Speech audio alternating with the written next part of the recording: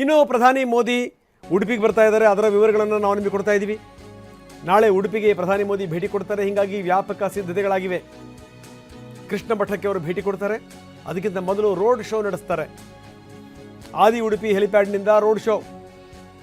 Narayanaguru circle ತನಕ ಮೋದಿಯವರು rally ಮಾಡ್ತಾರೆ. ಉಡುಪಿ ಸಂಪೂರ್ಣ ಕೇಸರಿಮಯ ಆಗಿದೆ. ನಾವು ನೋಡ್ತಾ ಇದ್ದೀವಿ ಯಾವ ರೀತಿ ಬ್ಯಾನರ್ಗಳು, ಬಂಡಿಂಗ್ಸ್ಗಳು. ಆದಿ ಉಡುಪಿ ಹೆಲಿಪ್ಯಾಡ್ನಿಂದ ರೋಡ್ ಶೋ ಮಾಡ್ತಾರೆ ಅಪ್ ಟು ನಾರಾಯಣಗುರು ಸರ್ಕಲ್ ತನಕ. ಹೀಗಾಗಿ ಅಲ್ಲಿ ವ್ಯಾಪಕ ಸಿದ್ಧತೆಗಳಾಗಿದೆ.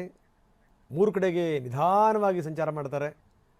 ಹೀಗಾಗಿ ಏನು ಅಂತಂದರೆ ಅಲ್ಲಿ ಈ ಕಾರಿನ ವೇಗವೂ ಕೂಡ ಭಾಳ ನಿಧಾನವಾಗಿರುತ್ತೆ, ವ್ಯವಸ್ಥೆಯೂ ಕೂಡ ಭಾಳ ಜೋರಾಗಿರುತ್ತೆ. ಯಾಕಂದರೆ ಸುತ್ತಮುತ್ತ ದೊಡ್ಡ ಪ್ರಮಾಣದಲ್ಲಿ ಜನ ನಿಂತಿರ್ತಾರೆ. ಸರಿಸುಮಾರೊಂದು 15-20 ನಿಮಿಷ ಆಗಬಹುದು ಇದು ರೋಡ್ ಶೋ.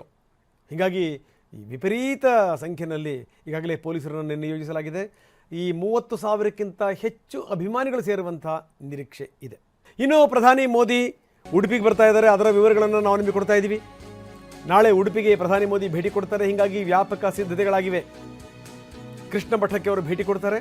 ಅದಕ್ಕಿಂತ ಮೊದಲು ರೋಡ್ ಶೋ ನಡೆಸ್ತಾರೆ. ಆದಿ ಉಡುಪಿ ಹೆಲಿಪ್ಯಾಡ್ನಿಂದ ರೋಡ್ ಶೋ. ನಾರಾಯಣಗುರು ಸರ್ಕಲ್ ತನಕ ಮೋದಿಯವರು ರ್ಯಾಲಿ ಮಾಡ್ತಾರೆ. ಉಡುಪಿ ಸಂಪೂರ್ಣ ಕೇಸರಿಮಯ ಆಗಿದೆ. ನಾವು ನೋಡ್ತಾ ಇದ್ದೀವಿ ಯಾವ ರೀತಿ ಬ್ಯಾನರ್ಗಳು, ಬಂಡಿಂಗ್ಸ್ಗಳು. ಆದಿ ಉಡುಪಿ ಹೆಲಿಪ್ಯಾಡ್ನಿಂದ ರೋಡ್ ಶೋ ಮಾಡ್ತಾರೆ ಅಪ್ ಟು ನಾರಾಯಣಗುರು ಸರ್ಕಲ್ ತನಕ. ಹೀಗಾಗಿ ಅಲ್ಲಿ ವ್ಯಾಪಕ ಸಿದ್ಧತೆಗಳಾಗಿದೆ. 3 ಕಡೆಗೆ ನಿಧಾನವಾಗಿ ಸಂಚಾರ ಮಾಡ್ತಾರೆ. ಹೀಗಾಗಿ ಏನು ಅಂತಂದರೆ ಅಲ್ಲಿ ಈ ಕಾರಿನ ವೇಗವೂ ಕೂಡ ಭಾಳ ನಿಧಾನವಾಗಿರುತ್ತೆ, ವ್ಯವಸ್ಥೆಯೂ ಕೂಡ ಭಾಳ ಜೋರಾಗಿರುತ್ತೆ. ಯಾಕಂದರೆ ಸುತ್ತಮುತ್ತ ದೊಡ್ಡ ಪ್ರಮಾಣದಲ್ಲಿ ಜನ ನಿಂತಿರ್ತಾರೆ. ಸರಿಸುಮಾರೊಂದು 15-20 ನಿಮಿಷ ಆಗಬಹುದು ಇದು ರೋಡ್ ಶೋ.